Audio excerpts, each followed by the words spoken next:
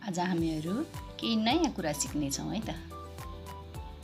Friends, आज हामीहरू एकदमै राम्रो खालको न्यू हेयरब्यान्ड बनाउन सिक्ने छौं। यो चाहिँ एकदमै राम्रो नेट जस्तो देखिन्छ साथीहरू। मैले त्यसको लागि चाहिँ यो 1.75 mm को कुरुस युज गरेको छु अनि यस्तो खालको यो कलरको धागो युज गर्नु भएको छु साथीहरू। तपाईहरुलाई कस्तो मन पर्छ गर्न सक्नुहुन्छ।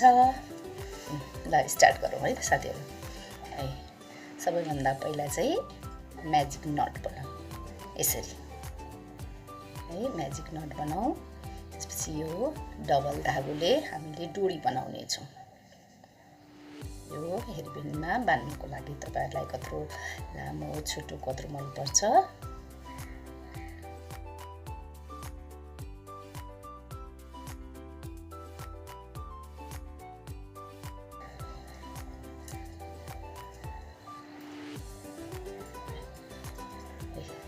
डोरी बनाए। बच्चाहरुको लागि बनाउन लागेको साथीहरु। अब यो म चाहिँ हेयरब्यान्ड चाहिँ यो सिंगल धागोले गर्ने छु। डोरीलाई चाहिँ मैले डबल धागोले गरे भने अब यसलाई सिंगल गर्ने छु साथीहरु। यो अलिकति बाक्लो छ नि त्यो भएर। अब हेर्नुस् 1 2 3 4 4 नट गरौँ र यहाँनिरबाट यसरी एउटा सर्कल बनाऊ। अनि त्यसपछि त्यो सर्कलमा हामीले यसरी 1 2 3 4 and 5 गर्नेछौँ। फेरि 1 दिउँ र यतापट्टि 1 है। अब यसमा 3 भयो। फेरि सिंगल 4 फेरि यसमा एउटै पालमा डबल गर्नु 5 6 र यो छेउमा 1 7 वटा एउटा लाइनमा 2 घर बढायौं है साथीहरु। अब फेरि यताबाट पनि यसरी नै काउन्ट गर्दै 2 चोटी नै घर बढाऊ।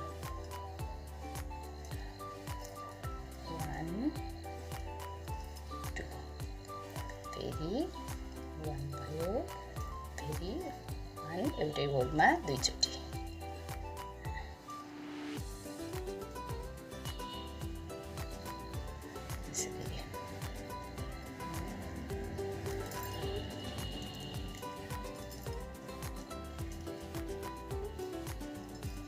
यसरी हामीले 11 घर बनाउने छौं है त।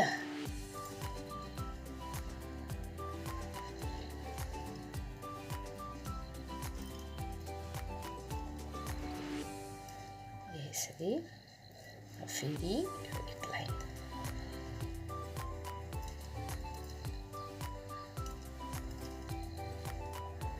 तपाईहरुले धेरै बनाउन चाहनुहुन्छ भने साथीहरु अलि धेरै घर बढाउनु भए पनि हुन्छ। मैले चाहिँ बच्चाहरुको लागि बनाउन लागेको भएर 11 घर मात्र राखेको छु।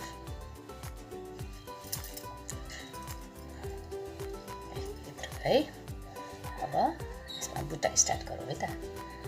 सबैभन्दा पहिला चाहिँ साथीहरु यो यसरी छेउको घर भयो। अब अगाडिबाट यसरी गर्ने अनि त्यसपछि यसमा यसरी फेरि अगाडिबाट लाने। फेरि यो लाइन बाइ लाइन यो होलमा हामीले यसरी लिँदै जाने।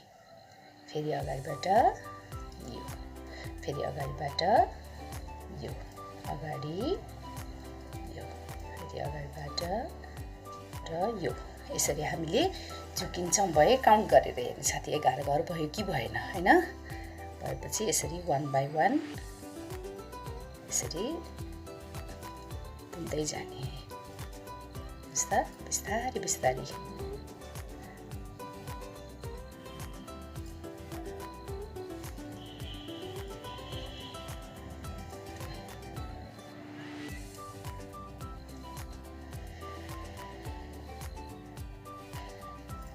यसरी 1 बाइ 1 है। अनि फेरि यो छेउको घर भयो। फेरि यसरी अगाडिबाट र यो र यसलाई दुईटालाई एकैचोटी लिदिने साथीहरु। यसरी क्रस जस्तो हुन्छ साथीहरु है। अनि फेरि यो र यो हैन फेरि यसरी अगाडिबाट लाने, फेरि यो र यो घर र यो घर यसरी है। फेरि यसरी यो घर र यो घर र यो घर यसरी यसरी। यो चाहिँ बुनेको क्रस जस्तै हुन्छ। अनि फेरि 11 घर भयो कि भएन गर्ने, यदि भएन भने यताको छेउमा यसरी फेरि एक घर लिदिने। त्यसपछि फेरि 1 1 गर्दै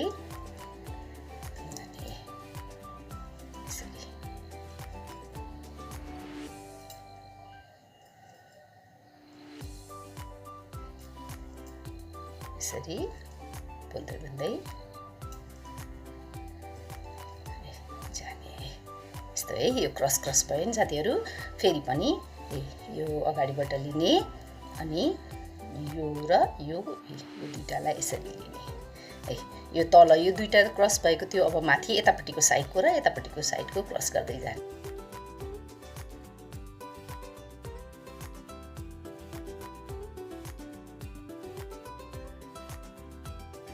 यसरी नै हामीहरूले चाहिँ साथीहरू, यदि ठुलो मान्छेलाई बुन्दै हुनुहुन्छ भने 19-20 इन्चीसम्म बुन्नु होला यसरी नै हैन।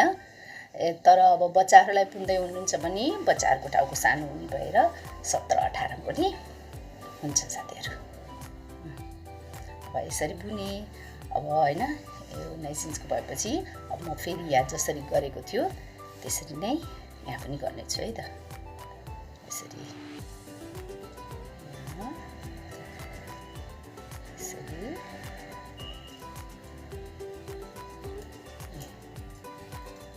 अर्कोपट्टि बुन्ने बेलामा साथीहरू हामीले एक लाइनमा 2 घर जति बढाएका थियौँ। त्यसरी नै काउन्ट गर्दै घटाउँदै जानुभयो भने हुन्छ।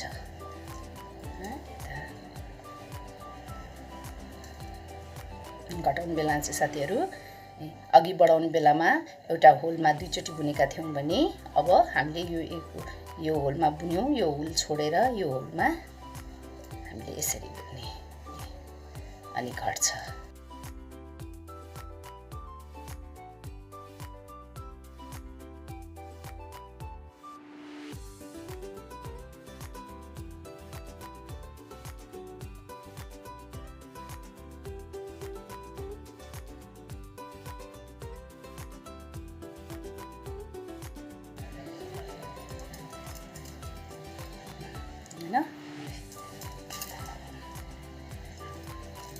यसरी फिनिश गरौँ साथीहरू।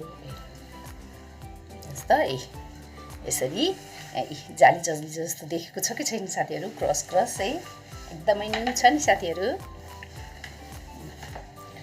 कस्तो लाग्यो त साथीहरू? अब यसमा यो हामीले बच्चाहरूको लागि बनाउनु लागेको भएर यस्तो खालको फ्लावरहरू यसमा एट्याच गरिदिनु भयो भने एकदमै राम्रो देखिन्छ। अरू योभन्दा डिफ्रेन्ट खालको फ्लावरहरू राख्न चाहनुहुन्छ भने पनि मेरो फ्लावरको भिडियो हेर्नु होला। कस्तो देख्यो त साथीहरू?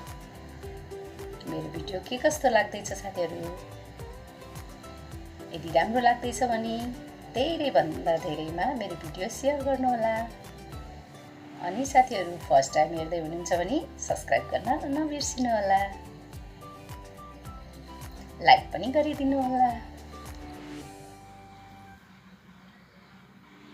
क्युट छ नि साथीहरू, हेर्नुहोस् त।